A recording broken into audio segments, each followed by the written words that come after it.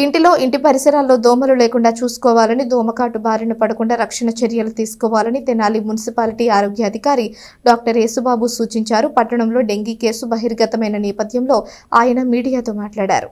వర్షాకాలం వ్యాధుల కాలమైనందున పట్టణ పౌరులు జాగ్రత్తగా ఉండాలని తెనాలి మున్సిపాలిటీ ఆరోగ్య అధికారి డాక్టర్ యేసుబాబు చెప్పారు. ఈ కాలంలో దోమల కారణంగా టైఫాయిడ్, డెంగీ, మలేరియా, ఫైలేరియా వ్యాధులు వచ్చే అవకాశం ఉందన్నారు. పట్టణ ఇస్లాంపేటలోని 17వ వార్డుకు చెందిన ఒక వ్యక్తికి డెంగీ పాజిటివ్గా తేలిందని చెబుతూ కాలేయ సమస్యతో అతడు గుంటూరులోని జీజీహెచ్లో చేరగా రొటీన్ పరీక్షల్లో డెంగీ బయటపడినట్లు తెలిపారు.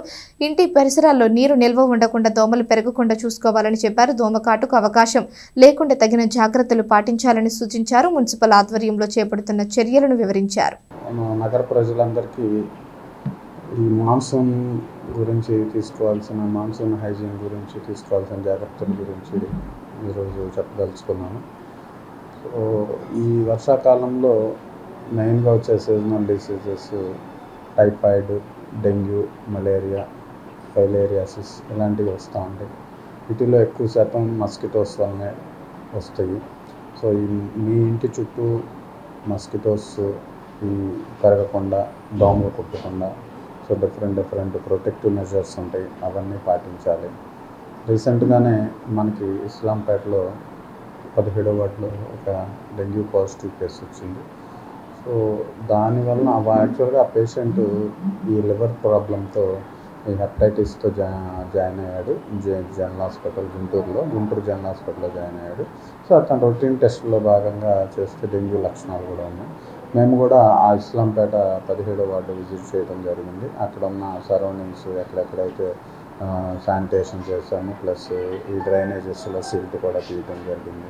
సో ఇంటి చుట్టూ బ్లీచింగ్, ఆ ఏరియా అంతా బ్లీచింగ్ వెళ్ళించడం, ఫాగింగ్ ఇలాంటివన్నీ చేశాము. ఐఎస్ఎస్, ఏఎల్ఓ మెజర్స్ అన్నీ తీసుకున్నాము.